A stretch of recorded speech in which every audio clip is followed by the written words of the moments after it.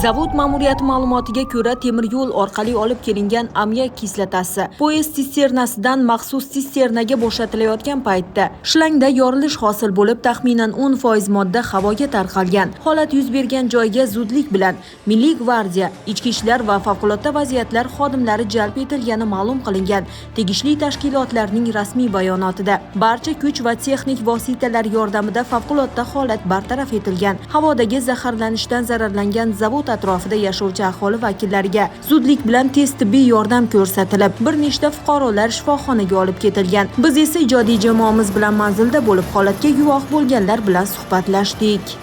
8:30lardan o'tganda uyga keldim.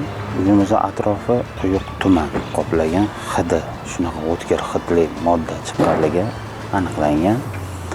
Shu biz ekstreniga sog'lig'im chataq bo'lib, ekstreniga bordim. Ekstrenida shu kerakli muolajalar olib qaytib keldim. Shunda aniq bildimki, SFZ zavodda ammiak sizib chiqqanligini. Rasmiy ma'lumotda 7 ta, boshqa bir ma'lumotlarda esa 10 nafar fuqaro shifoxonaga murojaat qilganligi, tibbiy ko'rikdan o'tkazilib, ahvollari yaxshi bo'lganligi bois uyiga ruxsat berilganligi xabar qilindi. Holatga yanada oydinlik kiritish uchun esa biz shoshilinch tibbiy yordam shifoxonasida bo'lib, shifokordan ma'lumot oldik. 16-may kuni soat 20:40larda tez tibbiy yordamga Davronbek ko'chasida joylashgan Indarama qo'shma korxonasida ammiak gazi sizib chiqish holati kuzatildi degan chaqiriq bo'ldi. Chaqiriqqa biz zudlik bilan 2 ta reanimobil va 4 ta Damas mashinalarimizni, Volkswagen mashinalarimizni jo'natdik. 6-7 ta atrofdan Uchko'prik tumanidan, Dang'ara tumanidan ham yordamga tez tibbiy yordam brigadalarimiz ular ham yetib kelishdi.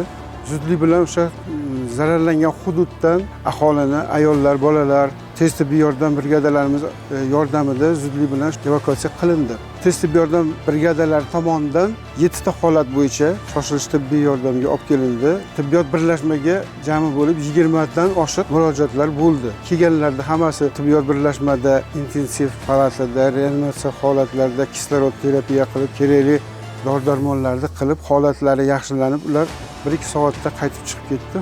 Bugungi kunda hozir hech qanday bemor yotgani yo'q. Muhimi, hech kim jiddiy zarar ko'rmagan. Zudlik bilan holat tezkor nazoratga olingan va vaziyat o'nglana boshlagan. Ushbu holat yuzasidan darrov ishchi guruh tuzilib, maxsus laboratoriya xodimlari kelib tahlil ishlarini olib borishgan. Favqulodda vaziyatlar bo'limi tomonidan 21 minut davomida ushbu holat to'liq bartaraf etilib, zavod mas'ullar bilan birgalikda ammiak sizib chiqish holati bartaraf etilgan.